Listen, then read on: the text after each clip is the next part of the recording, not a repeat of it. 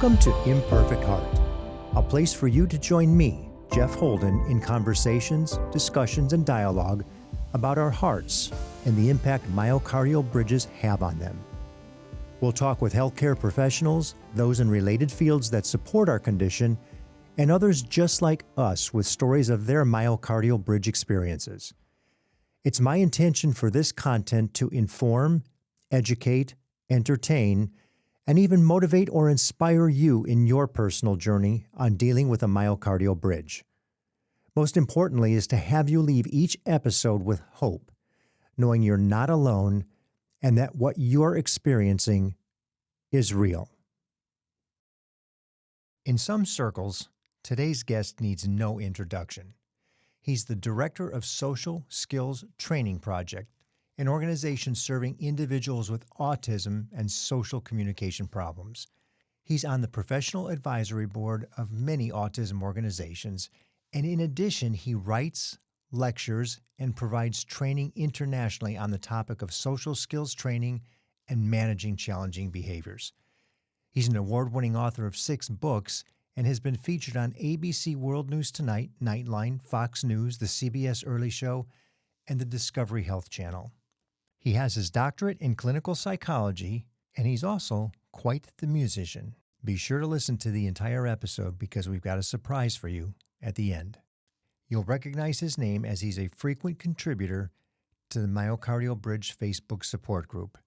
Dr. Jed Baker, I couldn't be more honored and privileged to have you on the program today. Jed, welcome to the program. Well, Jeff, I was saying to you before the program, it's like talking to a celebrity because I've listened to your voice so many times, that comforting voice of yours, and you're like a beacon of hope in pretty dark times for some of us, who've been going through this. And so it's been just, such a wonderful opportunity that you have me here and I get to see you and hear you in person. Well, I'm humbled by that coming from somebody of your pedigree, and I'm just a guy that's doing a podcast. Pedigree. That and my Easy Pass gets me through the tolls on the New Jersey Turnpike. So there's no pedigree.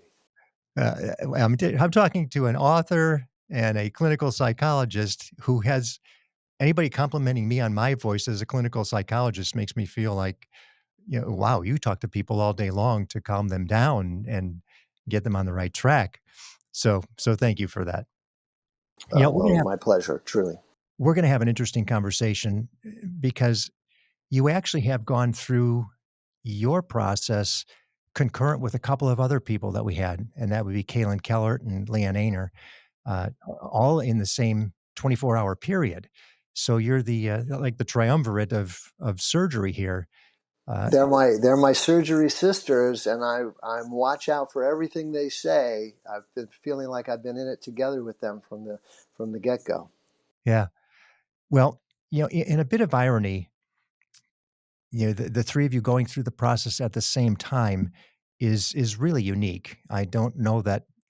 I mean, there's just not that many surgeries being done in the course of a week, much less to have 3 of you at two to one place and a third on the other side of the country when we're all trying to find the proper surgeon and the proper diagnosis.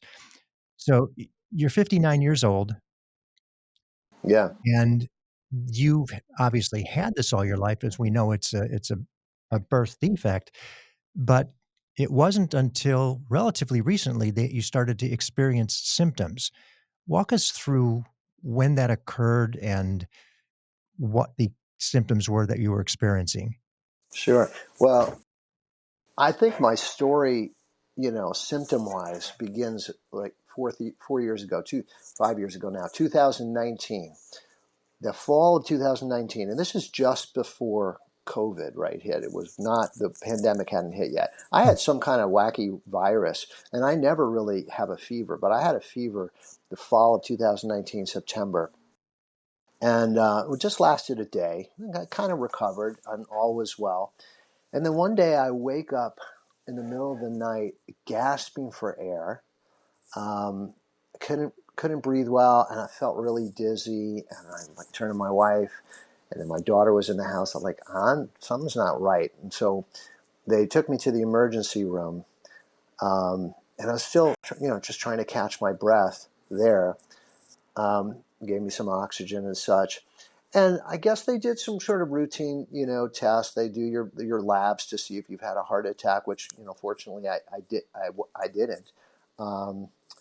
They do the EKG, which, by the time I got there, it was sort of normal again. And so that was my first ER visit where, like, mystery. Nobody knows what happened. Like, you seem fine. Spend the night. We'll observe you. Next morning, leave. Go home. Okay. So, and then I'm at my office maybe some weeks later, seeing a client, and and the experience I've had for whatever reason. So everybody's a little different, but I would get bloated and I couldn't breathe. So I figured, well, this is gastro. But then I got to the point where I'm feeling dizzy again. I can't breathe. Drove myself to the ER, which is a little kind of not fun when you're dizzy. But I get there. My wife meets me there. Another round of testing. Maybe they did an echo. I'm not sure what they did. But the third ER visit back in 2019, they did a CT scan, Mm-hmm. which should be able to identify a bridge. But as I've learned through this process, only if people are looking for it. And Right. so I get a CT and they say to me, well, Jed, there's Mr. Baker, there's good news and there's bad news, right? The good news is, calcium score is 0. But, there's some soft plaque blockage, maybe up to 40% in your right coronary artery. And we don't think that could cause your symptoms, but it's enough to put you on a statin. So I started a statin. Mm-hmm. And by the way, when they finally found my bridge, it was in the LAD. There was nothing in the RCA. Like, it was clear. And statins work, by the way, because 4 years later, or as I've also learned, CT scans are quite unreliable because it might have been that there really was no soft plaque blockage. At any rate, I go on a statin. They send me back home again, and I see my gastro guy. I see a lung person. Like, why can't I breathe? Right? So this is a little different than I hear from my compadres on the myocardial bridge site. Most people seem to have angina, Yeah, pain. it seems like you didn't have any of that vasospasm or endothelial dysfunction. It was more shortness of breath and discomfort. Well, shortness of breath is a scary thing, when you don't know that you're going to be able to breathe. Um, and I have to say, in retrospect, as a kid growing up, I never felt like I had any symptoms, but I always remember and I'm a great swimmer. I love swimming, but I always had dreams of drowning and not being able to breathe. And I think that's probably at some level, I was having a little bit of this occasionally without knowing it, Anyway, I go to my gastro guy back in 2019. He says, look, maybe you have small intestinal bacterial overgrowth, although they didn't do a test for it. Try this antibiotic. I take the antibiotic. And, we're now like into the pandemic has hit. It's January. Nobody's doing anything. We're all Right. hunkered down at home. And for whatever reason, like, my symptoms abated. I just wasn't feeling anything. And over the course of 4 years, on occasion, I would get out of breath. I do a lot of speaking engagements for my living, and I was doing a talk once, I remember, and it was a 6-hour talk. So halfway in, and it's always after eating for me, right? I ate lunch, and I go and do this talk, and I remember, like, I'm really having trouble breathing. But and they could all hear it while I was Mm. talking. And I said to everybody, like, don't worry, I'm not having a heart attack. I've been to the ER 3 times. We know it's nothing. It's nothing, right? To the Uh, contrary. right. And then I got in a plane to go home, and I'm like having trouble breathing the whole time on the airplane. And I'm bloated too, so I'm still thinking it's gastro, which, by the way, I'm sure I have some gastro issues. And I might have borderline asthma too, potentially. Mhm. Um, but as the gastro guy and all his office people would say, it shouldn't cause that much shortness of breath, you know. So over the course of 4 years, it was manageable. I didn't really, other than like a couple of times doing talks and other things, I would feel that. The exercise was fine. In fact, I felt better with exercise. And then we kind of hit January 2023. I get COVID. And I'm certainly tired after COVID. And then that summer comes around, and I'm feeling really tired all the time. And I'm looking at my Apple Watch, and it says, and by the way, I mean, I was like playing ball with 20-year-olds, basketball, and all this stuff. And like my watch is now saying you're not fit anymore. Mm. And I'm like, really? And I would try to push it a little bit and do more exercise. And I just kept telling my wife, I'm so tired. And I went to the doctor, my primary care, all these tests, everything, lab tests, you're negative, nothing's going on. We don't see anything. So then September, I get probably my fifth COVID. Oh, go ahead. You want to say something? I was going to say, just for the benefit of those who are wondering what this tired is, for those of us experiencing it, it's not tired. It's not like, oh, I'm a little drowsy. Maybe if I just took a nap. It's complete exhaustion. It's I'm I'm done. I don't know why it's fatigue. It's an experience that is not your normal. I didn't sleep well last night, and Fair. I mean, I thought it was old age, right? I said, well, okay, I've reached a certain age. And the doctor says, no, this is more fatigue than old age. But they couldn't right, find anything. right, September, I get my fifth COVID booster, which, I handled the other ones fine. But maybe the day after, I started to get some palpitations. Now, in retrospect, I put that together in my head, but I may have had little palpitations here and there that I just ignored. hmm, But they were certainly bigger, now. And my wife urges me, I'm like ignoring it, and my wife says, you should get it checked out. You really should. So I go see the doctor, and they put me on a Holter monitor, hmm, and they see these paroxysmal AFib. So right, that means like it comes and goes. Not, but some of them were an hour and a half long of AFib that's a episodes. long episode. Yeah. Yeah, and then they decide, well, let's get you another echo. Echo looks great. So they said, well, we should just do a stress test to be sure, you know. Hmm. And meanwhile, I think they're suggesting you don't have to do it now, but you should try a beta blocker if the AFib continues, because it was really. And I was the type of guy who was getting it only at rest, only after eating, Hmm. not after exercise. Although during this period, for the first time in my life, I started to have some symptoms after exercise. I hadn't had it before.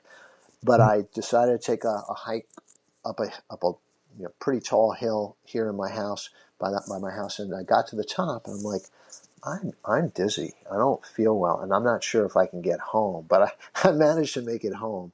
But there was like I've not felt that way before. So he says, get the stress test, a nuclear stress test. So the stress test comes back, and the first part they get back is just the EKG part. And it looks great. You're not even having any rhythms. Looking good. And I'm like, great. So I go to the gastro guy because I'm having some of that bloating and out of breath again here and there. And the gastro guy, says, well, again, it could be SIBO, small intestinal bacterial overgrowth. We'll start you on the antibiotic again. And I'm in his office, literally talking about this. And I get a call from the cardiology office. So the nuclear part of the stress test came back. You have ischemia. And I said, oh, well, is it, Mm. so like lack of oxygen to your heart, right? And I said, well, is it where you found 4 years ago, that right coronary artery? Not at all. It's anterior, mid-anterior area. Well, that's exactly where the LAD is, right? So I'm ischemic right where the LAD is. I think you're going to need to get a catheter, catheterization. Sure. And okay, great. So I'm scheduled to get the cath in maybe, I don't know, a week or two. I'm talking. Oh, did I fail to mention in all of this? I think I did. I had already been to the ER twice for shortness of Oh, breath in during the this period sequence of already. time that we've crossed. Okay. Yeah, back now in the fall of 2023, I started to get that. sort of shortness of breath again. But Or no, at inconsequential, least once. they weren't finding Sorry. anything, nothing No, erratic, no no, MI. no. I had gone to the ER once, I guess, so far. And then when the Mm-hmm. cath was scheduled, I was going to go back and get that. But I was talking to a client on Zoom, not active. Although, sometimes when you're talking to clients, it's emotional. You can get Sure. irritated. And I start to get dizzy and out of breath again. And it won't go away. And so I said, we got to go to the ER. Well, my wife says, you got to go to the ER. I'm saying, like, well, wait. But she's not, let's not mess around. So we go to the ER, and they say, well, you were scheduled for a cath for a week from now. Let's do it tomorrow. Mm-hmm. So they do the cath November 10th of 2023. And the guy says, you have the heart of a teenager. You're great. Incidentally, you have a myocardial bridge in the LAD mid-lat area, but it's nothing. You're terrific. Incidentally. Yeah, right. And by the way, so I'm kind of an obsessive guy, as so many of our myocardial bridge compadres are. And within about 20 minutes after that diagnosis, I'm thinking, well, how do I get more information about this? And I recalled when my son had a rare issue himself, thoracic outlet syndrome, that nobody knows about. We found a Facebook site where we found the best surgeons in the country who really know about this. I Mm-hmm. said, I bet maybe there's something like that for myocardial bridge. So I look it up. Bam, I'm in the myocardial bridge support group. I find out about Stanford. I see that, okay, it's possible one day I might have to have open heart surgery for this. Mm-hmm. And I call the cardiology office. I'm still at the hospital, mind you, but my cardiologist is nowhere to be found. So I call the cardiologist's office, and I say to one of his partners, who's because he's not there, hey, I got this myocardial bridge. Could that be causing this issue? And he says, it's a bridge to nowhere. Mm-hmm. It's nothing. Don't even bother. Don't even worry about it. However, to his credit, my cardiologist comes in about 5 minutes later and says, it's kind of a remarkable finding. I said, well, what do you mean? And he said, I've seen the video. Your artery is getting really constricted. It's getting crushed quite a bit. So he's actually seeing this on the CT or from the angiogram or From the angiogram, from the catheterization. catheterization? Yeah, Okay. he's seen the dye go through the arteries, and Yeah. he's seeing it contract and really squeeze. So he's like saying it could be something. I said, well, I've been on the site, and it says, it's possible one day I would need surgery for this. And he looks at me and says, don't let anybody cut you open. All right, we're going to start with medication. If it doesn't work, we can stent it. So I get on the myocardial, right. You know about that. Right. How dangerous that is, because it'll just crush the stent. And so I get on the myocardial website, the Facebook site, and I say, here's what my cardiologist said. And thankfully, all of you guys are The like, flood. don't You stent. got the flood, right. Yeah. And the one person who also chimed in was Dr. Kofidis or Yes. Kofidis. I'm not sure how It he is. pronounces it. Kofidis. He chimes in. I don't usually chime in, but this is not a good idea. Don't stent it. And if you want to talk, I'm happy to talk. Mm-hmm. So I get discharged from the hospital, and first thing I do is I listen to your podcast with Dr. Kofidis and learned Mm-hmm. so much, right, about what's going on. And he's nice enough to have a free Zoom session with me Yeah, he's very good within about that. He's within a couple very good. days. Yeah. It was no small effort to try to get that cath video from the hospital. I had to really go through hoops just to get a copy of that. And but Dr. Covey just said, look, take a video of it on your phone from your computer screen and send it to me. And he says, yeah, it's pretty clear. But he says, here's what you got. You got to rule out the gastro stuff again. You got to rule out the lung things again. And you can try medication for 3 to 6 months is the protocol. beta blockers and other things, and do that first. But you clearly have a bridge. It's probably significant. By the way, the cath that I had Mm-hmm. was not a provocative cath. There were no IFFR, DFFR. There were no No flow dobutamine. measurements, No. no dobutamine. And later I asked some folks why, and they said, well, we didn't think you had a bridge, so we weren't prepared to do all that. Right. So, but what I have at this point is ischemia right where the bridge is in the same area. So I'm not getting oxygen to the heart there. Mm-hmm. I'm having major SOB, shortness of breath symptoms, Mm-hmm. and I'm having an obvious milking effect. It's clear, right? So I also then find out about Stanford's second opinion program, Mm-hmm. and this within days, like I start sending stuff, and it just takes forever to get the information to them. Right. But for $700, right, they'll look at it, and I can get. I was fortunate to get Dr. Schnitger herself to review it. And so while I'm waiting for that, I go on the myocardial support page again and Mm-hmm. find out there's one surgeon in New Jersey who has done at least one unroofing for one person in the myocardial bridge site. Step in the right direction. So I go and see him, and he's lovelier than can be. He's wonderful. Spends like, I think, an hour and a half with me, Mm-hmm. going over the symptoms. It's not the hospital I wanted to go to. But he's wonderful. And he says, look, I don't think you should be waiting very long for this. You're having significant symptoms. You're ischemic. There's this milking effect. Maybe this needs to get done. So not that hard to find a surgeon, it turns out, in my dense neck of the woods here. Mm-hmm. And then I have a ER friend who lives in New York City, and he knew some heart surgeons. He asked around. He said, well, there's this another guy, Dr. Paul Burns at Valley Hospital, which is where I ended up going. Meet with him.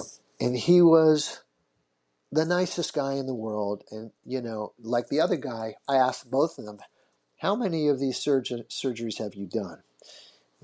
The first guy said, well, maybe one a year. And he'd been doing this for maybe 10 or 15 years.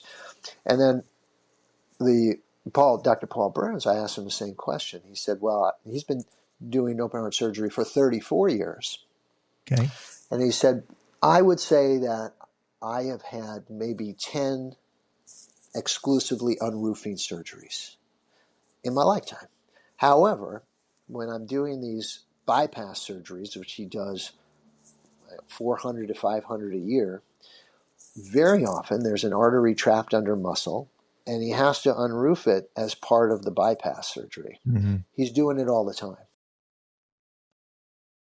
And the good news is, just as an aside, we've heard many of the surgeons we've spoken with have the same statement. Well, we've been doing this all along. We just don't consider it an unroofing procedure because they're not symptomatic from what we assume is the bridge. They're symptomatic because the artery is compromised in some way, shape, or form. The irony in all that is, according to everybody we've spoken with, 100% of the time, 100% of the time where the artery enters the heart, there is compromise. It's either occluded or it's narrowed as a result of compression. Right, right. And as I've come to understand, as a 59-year-old man, if you stomp on the garden hose for 59 years, it may not spring back during diastole again, Correct. And I'm hoping it springs back now. I feel pretty good, but, so I see Dr. Burns, and I think he's great. Here's what really clinched it for me. I went to see another doctor, too, head of cardiac surgery at another hospital, who has done maybe more, 20. Mhm. And by the way, for our listeners, I bet this happens in every state. It certainly happens in New Jersey. The morbidity statistics are calculated for surgeons who do bypass surgery, at least here in the state of New Jersey. So I could look up the record of how many of the patients survive Right. for each surgeon. at each hospital, by hospital and by surgeon.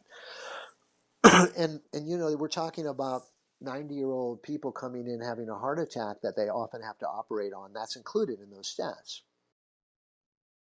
So, um, they were they all had really Hmm. really quite good stats. Um, but what clinched it is while I'm doing these surgery, consults, and I get Dr. Schnicker's Sure. report back, and she said, very careful. She said, "Look, you definitely have a bridge. It is probably significant. You're ischemic. There's a obvious milking effect, and you're having the shortness of breath. It is possible that symptom is replaced for the angina in some people, you know. But our gold standard is that you should have a provocative cath Hmm. to be sure that bridge is causing flow problems, blood flow problems." So I'm thinking, I call my, one of the surgeons who will do it. Nobody wants to do it here in New Jersey. Nobody does. But Dr. Paul Burns said, "I will do it for you. I'll schedule it." He Oh, got the interesting. report. He got the report, and he not only got the report, but he he called me as soon as he got it.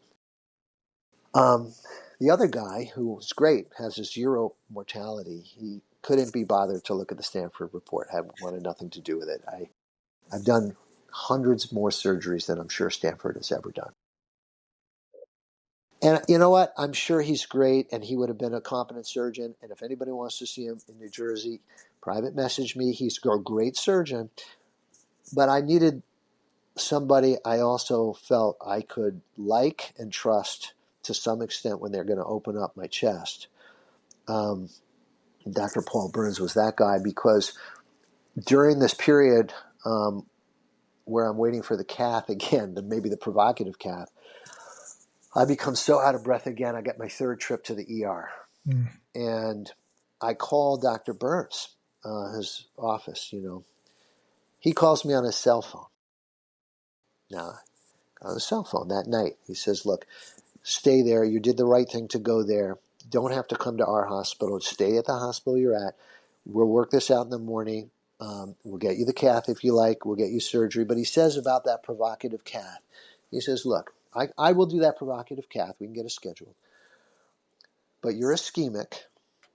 You have obvious milking effect. It's really getting compressed, and you're having major symptoms. If you don't meet the cutoff criteria by Stanford University's protocol, what do we do then?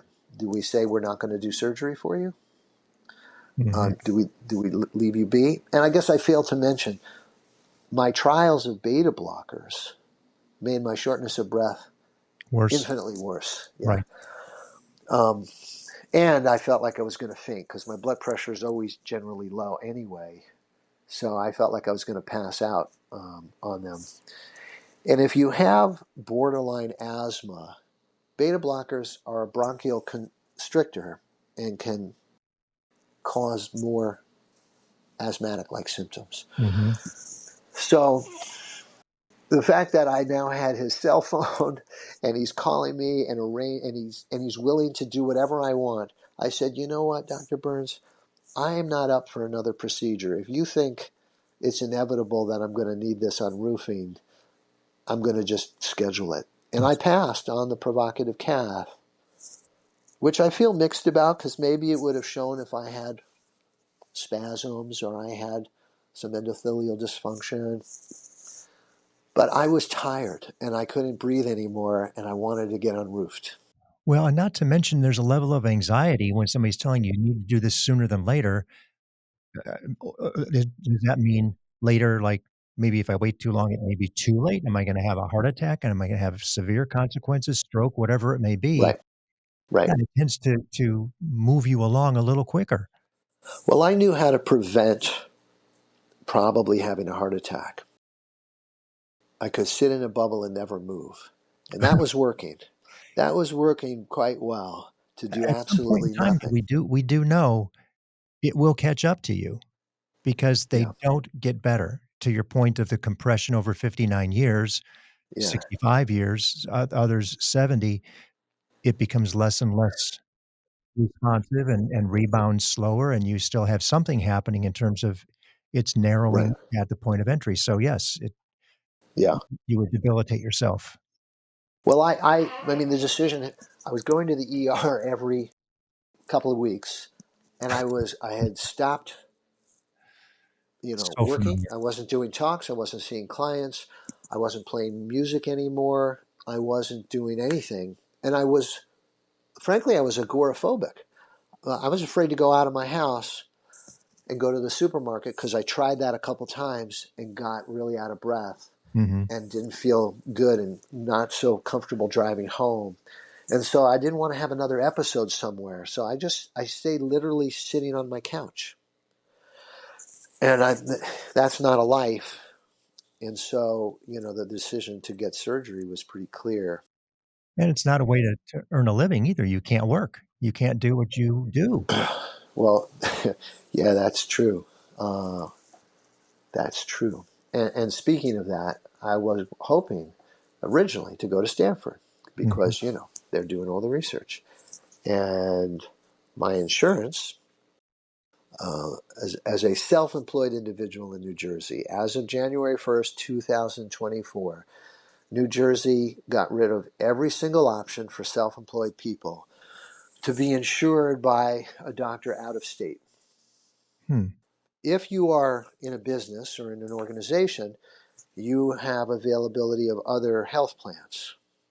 But if Right. you're self employed and you're going in the marketplace for that, there were no options, zero. Mm. So I thought, well, how much would it cost to go to Stanford? You know, and then I thought, well, what can I do? And I called health brokers and such, and I found out if I'm a psychologist, right? So I have a private practice. If I hire my son and become a small business entity, I am now uh, open to purchase a better plan. So I was ready to do that if I needed to. Oh, but it would have, it's complicated. There's some accounting involved. And Mhm. also, Stanford said we have an 8-month waiting list. The folks on the support site, said, well, that 8-month waiting list is actually 11 months. And I was like, my life is over right now. I'm not doing anything. I don't know that I can wait. So the next issue was, okay, I'm going to get surgery, but they also recommended what's called a left atrial appendage closure and pulmonary ablation, pulmonary vein ablation. Because I've had some arrhythmias that were going on prior, when this all began this fall, Mhm. the ablation might help with the getting rid of AFib. And then if you have AFib, if it recurs, most most blood clots that you can get with AFib will emanate from the left atrial appendage, so this little pouch off the left atrium. And if you close it up or you cut it off, um, and you end up getting AFib again after surgery, you're just unlikely to need to be on blood thinners, and you're unlikely to get a blood clot. Okay. So, This is a Stanford recommendation? no, this was from my surgeons here in New Jersey, and Okay. and I went to 4 people. They all said the same thing. Got it. We're going to unroof you, pulmonary ablation, and we will clip that atrial appendage. Okay. Now they clip it differently. One person would surgically cut it and staple it. Another person, the doctor I went to, uses something called an Atri clip, which is basically a bobby pin, which is Right. in my heart It's right tough, now. right? Yeah, I got a bobby There's pin in there. there's excess material that you didn't start with. Right. I agonized over that decision more than the unroofing because my symptoms were all based, as far as I could tell, from the bridge. You got to Mhm. unroof me. And maybe the rhythm issues could have been from the bridge, but they could have been independent of that. So the ablation made some sense too. But now you want to take a perfectly good part of my heart that didn't seem like it was having any trouble and either cut it off, clip up, get the blood supply off so that it atrophies. And I was reading about it, and that was a real agony for me. And I have to say, Dr. Burns was incredibly patient with me because I must have asked him, 20 different times. Well, look at, and I sent him journal articles. Well, look at this article. Look at that article. What about that? Like, is it going to remodel my heart? And there was some evidence if you're a kid, that pouch is a larger proportion of your heart than when you're an adult. There was some issue if you already had heart failure, maybe getting rid of that, because it's considered to be a unloading chamber when you're Okay. pumping blood. So if there's a little overflow of blood, can go in that pouch. So So the anyway, last thing a surgeon or cardiologist wants is another doctor who knows how to research and dig and find what he needs to find to ask the questions. It's like, "I've got you. Don't worry. I've got you." well, he's wonderful. He would smile and it's okay, and he would respond to those questions. One of the other doctors who again he's very competent. He was really tired of my questions. He said, "I think you're overthinking this." Like, well, I'm electing to have somebody saw me open, retract my ribs, cut into my heart, Right. put a bobby pin on this pouch and kill off a part of my heart, and then like put radio heat waves to scar like my around my pulmonary veins that emanate from my heart. So to me, I'm not overthinking this. Like it seems like a big decision. And at this point, You you're know? actually sharing enough information to save some other people all the homework because they can just say, "I heard from another gentleman who had the unroofing procedure, who had these same symptoms and the same process that you wanna do on me. Give me some more information," and you'll save them a Yeah. lot of extra work. So I Well, love and the speaking of detailed that, all description of four everything. surgeons in New Jersey and Dr. Schnitger said if they're recommending the LAA closure, go ahead and do it. And Great. so I finally said, okay, let's. And I can't tell you the relief I had just making the decision Right. because it's not like a broken bone. You've got to set it. There's a little bit of, and then the surgeon said, am I absolutely 100% convinced that you won't have shortness of breath again after this surgery? I can't say that for sure, but uh, I think there's a 90 something percent chance it's going to reduce quite a bit, Right. given that you're ischemic, given that we see the milking effect. Um, so uh, it's so hard to make the decision. Right. For many That people, was, yeah, that was the worst part of it. January 22nd, you have your surgery, and you now are close to 3 months out. We're getting there. Sternotomy.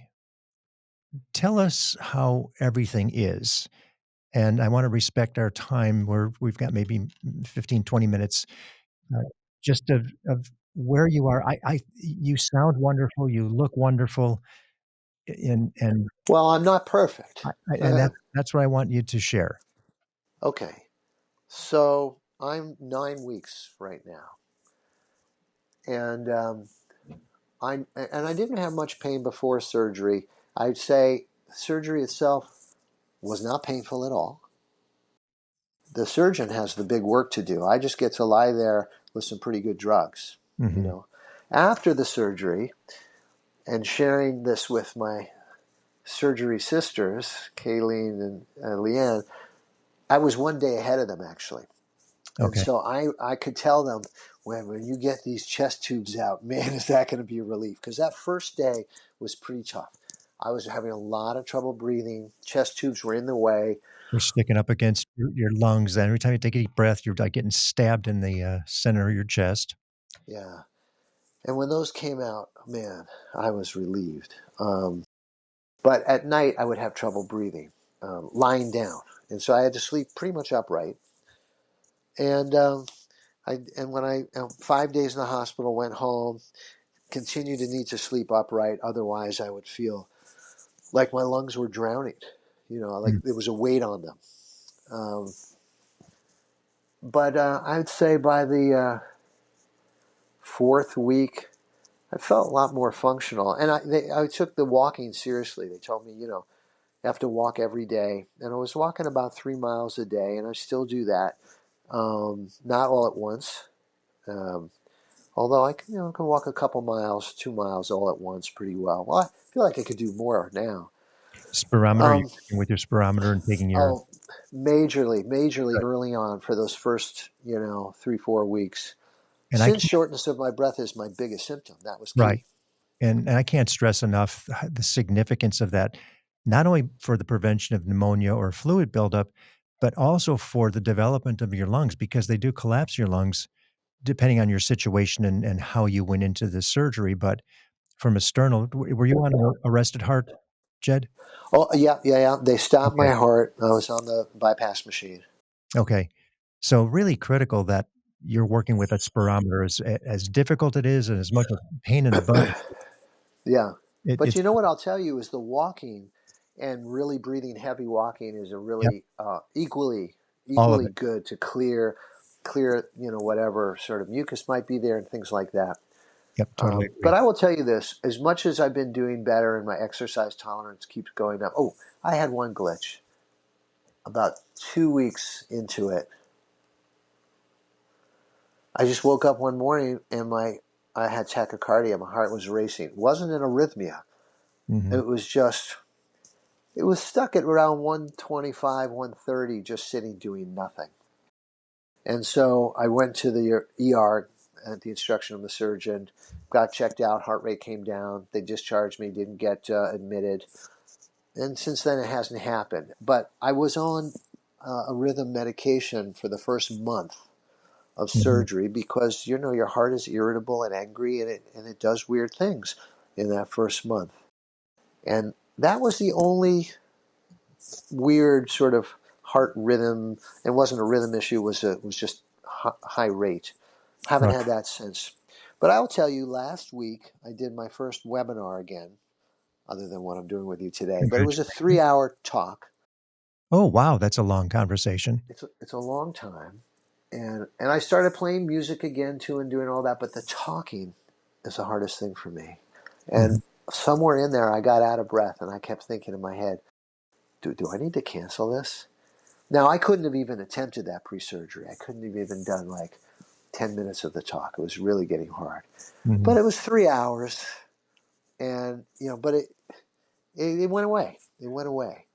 And And so go ahead. I would say also over time, not overnight, you're 9 Yeah. weeks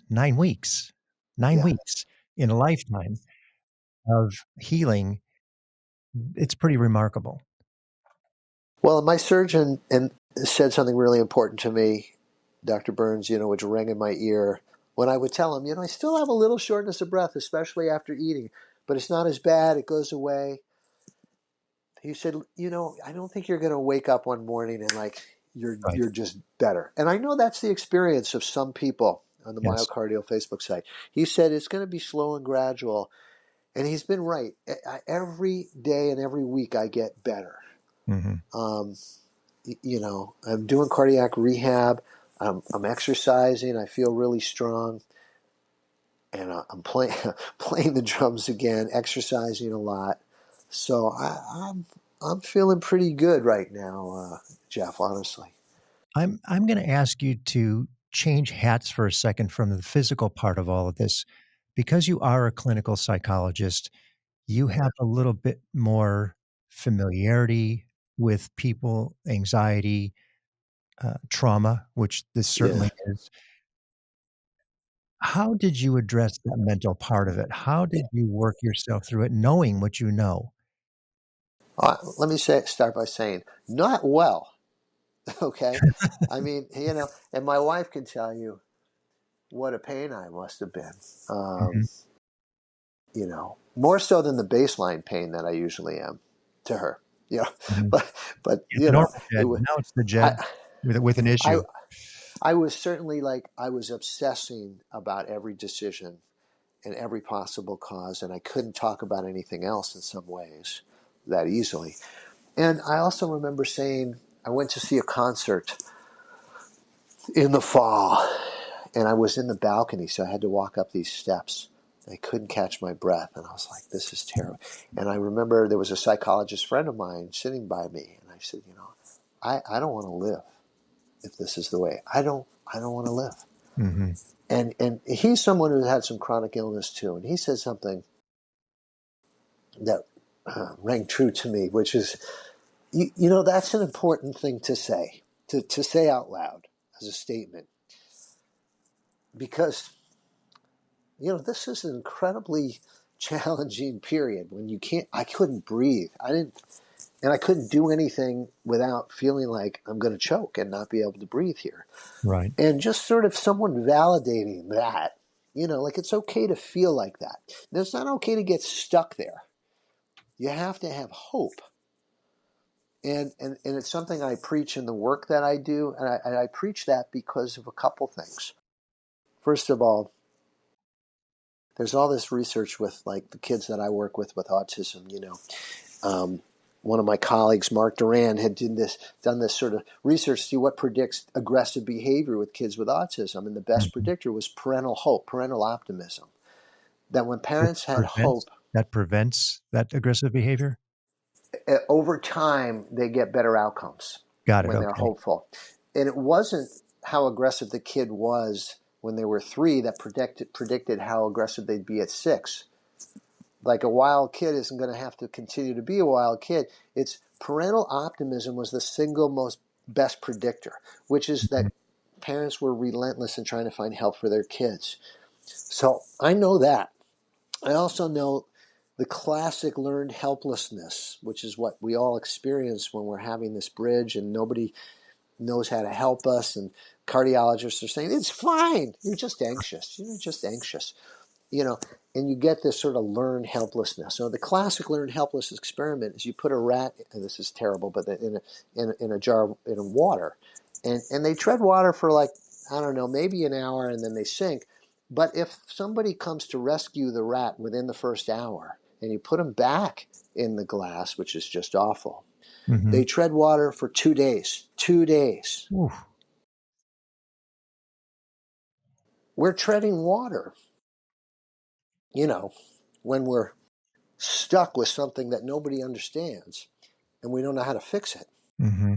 And we need people like you, and we need, the myocardial support group to take us out of the glass of water for a second, give us a little more hope. Right.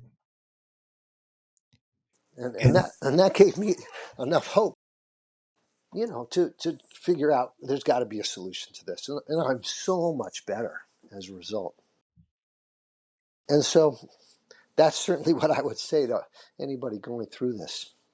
well, and Jed, it's not only it's not me. I'm just the conduit. It's you. It's all of you. It's everybody that participates in the program that gives us the opportunity to share for the benefit of the others who are where we were, and we know what that's like. We know that sensation. We know that feeling. We know that mental state. And I think the more we can share, the more we can tell, because every story is so unique. Every situation is so unique. Every bridge is so unique. Every process is so unique. No two are the same.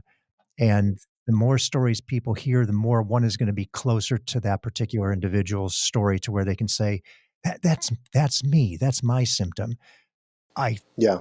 I've got this. He's really helping me by sharing that, because now I know I'm not the unicorn sitting here in this group. And And let me say yeah, go ahead. I say we all, obviously it's us. So when it becomes us, it's our world. That's all there is us. And you get very myopic in terms of the situation. And to hear even somebody who's just close to what your situation is, it's like, thank God there is. Okay, that's similar. Yeah. But let me say this too, because, part of the agony of making the decision is, on that support group, you get people who've been really successfully unroofed and are feeling great. But you also more likely to get the people who are still having trouble, Yes. because those of us who get better, we stop looking at the Facebook group after a while, perhaps. And that's hard to hear too. But I want to say something about that, because some of the people I've grown to sort of commiserate with and love and feel a brotherhood and a sisterhood with, you know, they sometimes have complications after the unroofing. It Right. happens. And sometimes they don't totally go away. But they need to have hope too, right? I mean, the thing that I practice in my clinical practice You know, you have to be a salesperson of hope. And my refrain is all problems can be solved or greatly improved if you can wait. That's the hardest part. And talk to the right person. You knock on every door. Mhm. So there are people who have pericarditis and it returns frequently, you know. For some people, fortunately, I have not had any of that. Right. But I know there's a solution for that too, and there are new medications coming out. You have to knock on every door. And when the person, as my cardiologist office literally said to me, well, we don't know much about myocardial bridges. You should continue to research that on the internet and find the people that seem And to by the know way, something thank you about very it. much for doing all the work for me because and I don't mean me, I mean literally for the cardiologist and or the Yeah, surgeon who is, yeah. dismissive. They well, that's right. They said, you seem really anxious, and we don't know anything about myocardial bridges. The that comment, every time I hear it, "You seem anxious." I'm thinking I'm going to die, and you're Yeah, wondering why I'm anxious. right, It's right. so I was kidding frustrating. with you before. I felt like I was Elaine Bennis on the Seinfeld show where I was blacklisted from like the Yes. cardiology office. Like, okay, here comes the anxious guy. Whatever he says, he's just anxious. It's not real. That happened to Louis Merlin. The hospital said, "No more. You're done. You keep coming in here with these issues. You have nothing wrong with you." You know? Right. Exactly. So, Exactly. you are passionate about something that you touched on a little bit as we were talking, that you're finally able to get back into what share a little bit of your release. Obviously, you have a stressful position, you're a psychologist, but you have an outlet as well. Yeah, I mean, music is a place where I can lose myself. So I'm a drummer, originally a jazz drummer, but I also got to be in this soul sort of funk rock band, Tower of Power stuff, James Brown, things like that, and we got to play in great dive bars. Unfortunately, when all this went on and they had lots of gigs to do, I kind of lost that position. But Mhm. I'm probably in the rotation again. When they're drummer. We're all of a certain age, so they get rotator cuff issues and whatever else. But I'm back to doing the jazz, and I got to play just before I saw you today. And Um, I'm wondering, your surgeon's cool with this. He says, "Okay, sternotomy." He's still in sternal precaution, yet you're moving around on the drums and well, I'll tell you, at the 6 week mark, um, that was the last time I saw my surgeon, unless I want to reach him again. So I didn't really ask him, but I will tell you this: I'm not lifting anything heavy here. right, These are right. drumsticks, they're light. I am moving, and for the most part, I'm trying to move, but I'm not totally twisting, Yeah. which I can still feel. I still have a rib soreness in one area. You And think? You're only so, 9 weeks out, Jed. It's a well, 12-week procedure, yeah, 12-week process to heal. You still got another 3 or 4 weeks. I'm not feeling any pain when I play, put That's it that great. way, or Yeah. even Wait, after I play. wait, my producer's asking me, hold on just a second. Will you, pot yellow up?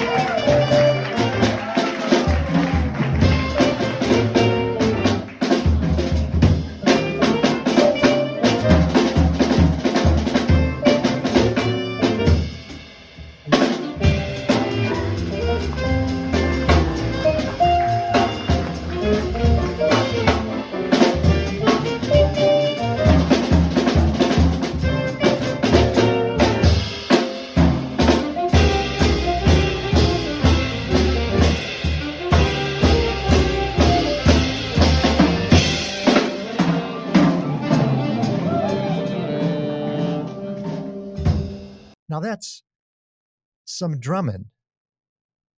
That is some drumming. I am impressed, and for the benefit of those listening, we'll put a link to Jed's performance there. He was kind enough to send me a couple of things.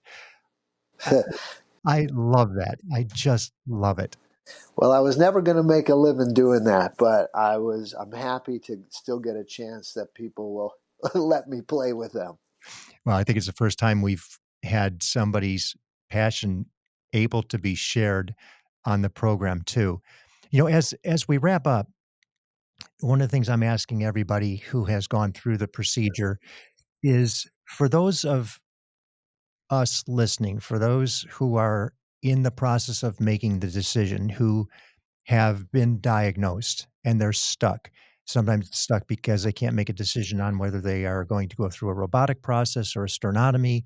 They're stuck because of the fear of the procedure, or they're just generally stuck because they can't get past the next steps. Maybe it's insurance, maybe it's travel, maybe it's family. What would you say to those people? First of all, there's got to be some people who do okay with medication for a long time, because given the number of people who have bridges who, A, are not even symptomatic, but those of us who are symptomatic, I've seen some people on the site who've done well with medication for a while. So you try that. But when it gets to a point, as it has for many of us and for me, where I was really not living my life anymore, Mhm. um, and then you have to sort of elect to have this surgery. They're not Right. demanding it. You're going to die unless we do this tomorrow. I mean, now, okay, that's different for some people like yourself. If you're having a heart attack, you got to do something. But it's a hard decision to make. It's agonizing. But in what and who you're going to see, right? Dr. Schnitger said something that was very useful to me. Like when I said I might not be able to pay to go to Stanford, she said, look for a surgeon who's done tons of bypass surgeries, because then they are working with those small arteries all the time. Look for someone who's done at least 5 unroofings, where that's exclusively an unroofing, and look for a surgeon who is on board with completely unroofing you, Mhm. not partially, and that made the decision a little bit easier about who to see, and maybe could free up some of your listeners who are in places where maybe, like me, they couldn't get to Stanford, or they were turned down from Stanford, and there are other surgeons who meet that criteria. The other thing I guess I want to say to people is, for the sternotomy, it didn't really hurt. I mean, because there's not a lot of nerves in your bones. The nerves are in the muscles, and so there's some soreness around it. But I gotta say, other than the tubes being in me for that first day, it was not that painful. And although it's a long recovery, I would liken it to anybody who has to do sort of major knee reconstruction, where it takes that kind Right, of right. time. So it's not it's not as scary, I think, as it sounds. And I'll You add, know, there have been no, at least none that we're aware of, and none of the surgeons that we've spoken with, incidents of death on the table. Some people right? have shorter lifespans post, but they're already dealing with comorbidities and other situations, or they didn't take care of themselves after the fact. But the surgery itself is relatively familiar. It's not a real complex surgery. It's all the diagnosis and the acceptance by the surgeon to say, yeah, this is going to be something that will work. And we see that it is causing your symptoms. That's the bigger issue. And I'll just say what I say to all of my clients and say to myself and live by. All problems can be solved, or at least greatly improved, if you can wait and talk to the right person. Right. And in this case, too, I think worth mentioning, it doesn't get better over time. So the sooner you can address, the sooner you can identify, the sooner you can correct, the likelihood you can get back to a more fulfilling life, a better lifestyle, and or prevent things. If you're in your 20s and 30s and they've already recognized you've got the situation, it isn't going to get better when you're 40, 50, or 60. Well, I think I was lucky, to be on a statin in my first round on 2019, Hmm. and then to find out this time around, I didn't really have much uh, plaque blockage to speak of. Hmm. And so I think getting this done now was a good decision. Had I waited, right, I think then and my arteries start to not bounce back, then you start to get more and more, plaque buildup proximal to the bridge. Right. Well, Jed, I can't thank you enough for sharing your story. It's just been a wonderful conversation. For the benefit of those who might want to hear a little bit more, I'm going to have a couple of links in the show notes so they can hear, and it'll be on the YouTube channel, your performance, because there's much more there. And I enjoyed it personally. So I think those of us who know you from the Facebook group would be pleased to see that you're able to get back to something that you love doing. Um, for you to take the time out of your schedule today, you're helping all of us, especially those with autism. I don't want to dismiss that. That's such a significant course that you've taken to really help in so many different ways with such a significant issue in our world today. And I think any diagnosis and any treatment is so beneficial to those families who are experiencing, that particular disease as well. So I'm blessed to have you as a guest, and from the bottom of my imperfect heart, thank you so much for sharing your story today. Well, thank you for having me, and thank you for all that you do and continue to do for all of us in sometimes these really difficult times. You are a beacon of hope, sir. So thank you. Thank you, Jed. Thank you for listening to Imperfect Heart. It's my hope that this information helped in some way to improve your situation or will help you better understand this condition. More importantly, that it gives you hope through stories that there is help and you most certainly are not alone. If you've been diagnosed with a myocardial bridge, please be sure to join the private Facebook group, Myocardial Bridge Support Group.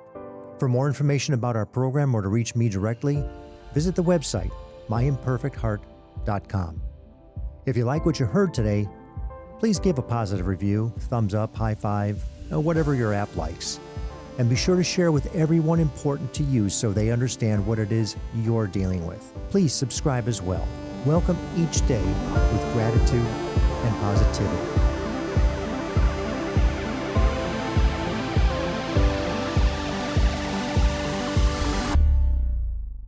The views and opinions expressed in this program are solely those of the host and the guest and are not intended to provide, nor are they a suitable substitute for, professional care by a doctor, therapist, mental health professional, or other qualified medical professional. Imperfect Heart is a production of Hear Me Now Studio.